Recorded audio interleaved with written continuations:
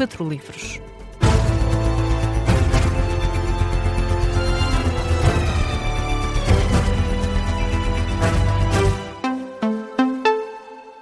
Jornal da Meia-Noite com a Laura Figueiredo e começamos pela atualidade internacional.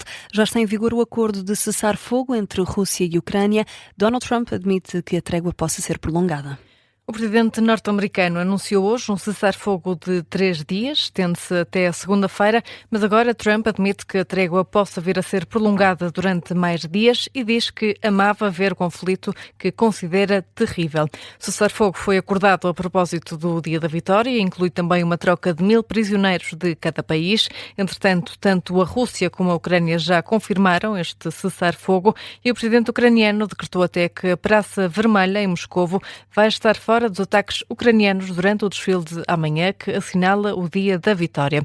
Na análise, o professor de Relações Internacionais, Bernardo Valente, diz que espera que este cessar-fogo seja cumprido. O conflito vai com cerca de 4 anos, um pouco mais, e não me recordo de um cessar-fogo que tenha sido duradouro e não me recordo sequer de um cessar-fogo que não tenha culminado logo a seguir em ataques de ambos os lados.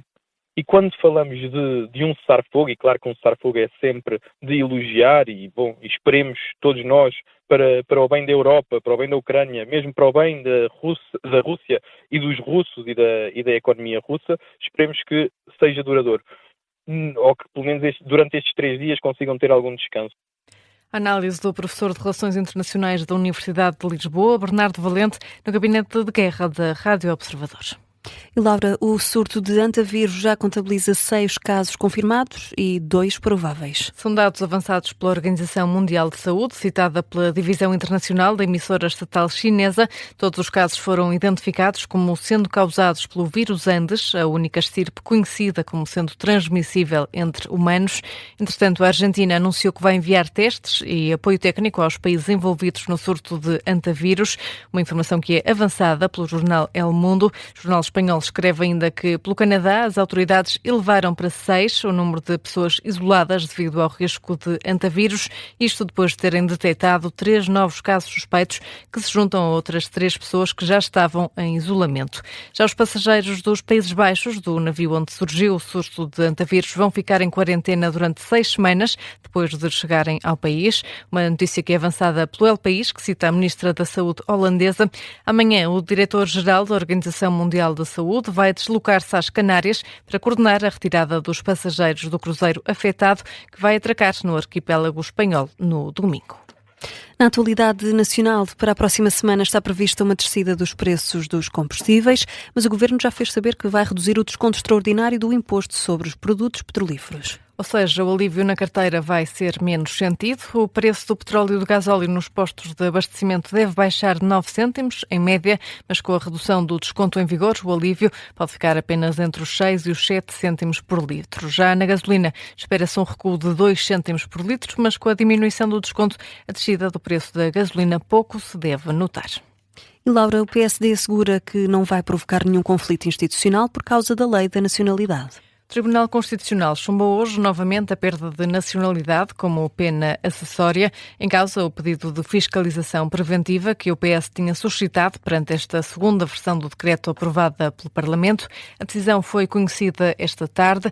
Já em dezembro do ano passado, o Tribunal também por unanimidade tinha declarado inconstitucional a primeira versão deste decreto, que nas 2 vezes foi aprovado no Parlamento com os votos a favor do PSD, CDS, Chega e Iniciativa Liberal. Ora, pela voz de Hugo Soares, o PSD garante que o partido não vai criar um conflito institucional com os juízes do Palácio Raton. Diz que os social-democratas vão agora analisar o acórdão. A lei da nacionalidade era para nós o essencial e ela foi promulgada pelo Sr. Presidente da República. Quanto à perda da nacionalidade como sanção acessória que foi declarada inconstitucional pelo Tribunal Constitucional, nós teremos tempo para analisar o acórdão. E nós falaremos com todos os partidos que apoiaram a aprovação dessa lei no Parlamento. Mas também fui muito claro quando disse que não provocaremos nenhum conflito institucional por força desta declaração por unanimidade do Tribunal Constitucional.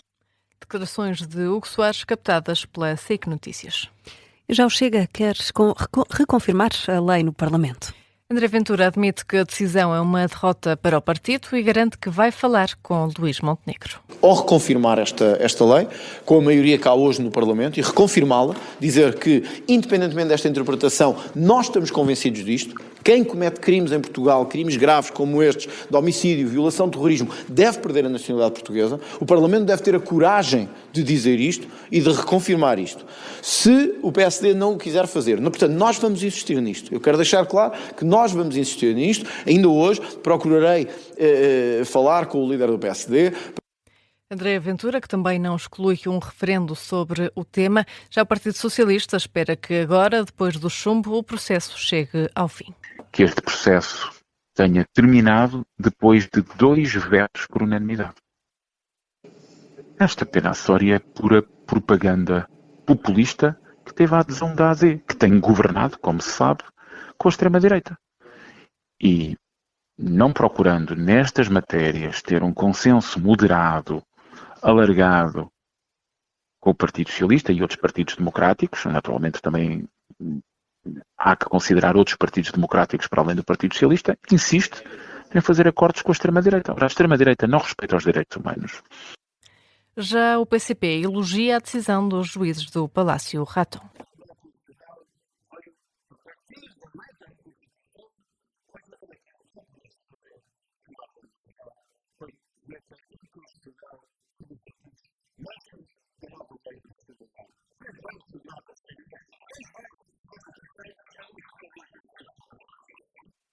As declarações de Paulo Raimundo, secretário-geral do Partido Comunista. Também o Bloco de Esquerda reagiu. José Manuel Pureza diz que o governo soma derrota atrás de derrota e acusa Luís Montenegro de se transformar numa cópia de André Ventura.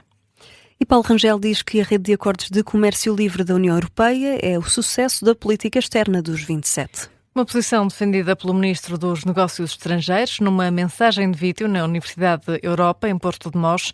Ora, o chefe da diplomacia portuguesa dá como exemplo os recentes acordos com o Mercosul e Índia, entre outros. Paulo Rangel considera que esta rede de comércio livre está a criar soft power e poder económico no contexto mundial. Evidentemente que a União Europeia, que defende políticas de livre comércio e não políticas protecionistas, tem de fazer uma rede internacional de acordos. Isto é um sucesso da política externa da União Europeia e tem uma importância decisiva. Com esta rede de acordos, as tendências protecionistas que estão a afirmar podem cair. O Ministro dos Negócios Estrangeiros afirma ainda que, para além do comércio, a União Europeia compreende que tem que fazer muito mais pela segurança e pela defesa e, portanto, está a unir-se em torno disso. A fechar, Laura, vamos conhecer outros temas em destaque. O Presidente da República promulgou o diploma que cria um apoio extraordinário aos operadores de transporte de mercadorias por conta de outrem, é o que adianta uma nota publicada no site da Presidência da República.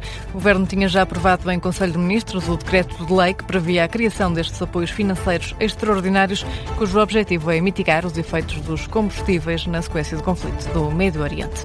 António José Seguro deu também luz verde ao diploma que cria a Comissão Nacional para os Direitos das Crianças e Jovens. A ideia é fazer uma gestão mais eficiente e moderna dos direitos dos mais novos, bem como na prevenção de situações de perigo. A Associação Nacional dos Técnicos de Emergência Médica pede a demissão do Presidente do Conselho Diretivo do INEM, Luís Mendes Cabral.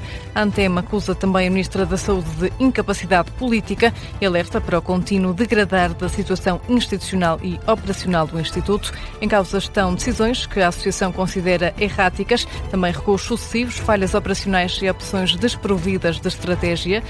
De visão estratégica, é o que diz a ANTEM, que afirma serem comprometedoras da confiança dos cidadãos. A Associação acusou ainda o Conselho Diretivo do INEM de ter perdido autoridade e credibilidade. Os Estados Unidos vão aplicar sanções contra empresas que apoiam o Irão no fabrico de drones. É um anúncio do Departamento do Tesouro norte-americano, dirigido a indivíduos e empresas que apoiam as Forças Armadas iranianas. As sanções surgem uma semana antes da visita de Donald Trump à China, país que não fica de fora deste castigo. Entretanto, Donald Trump foi há pouco questionado pelos jornalistas sobre a resposta iraniana à proposta de paz apresentada pela Casa Branca. Ora, o presidente diz que a resposta do Irão chegará em breve. Notícia de fecho do Jornal da Meia-Noite.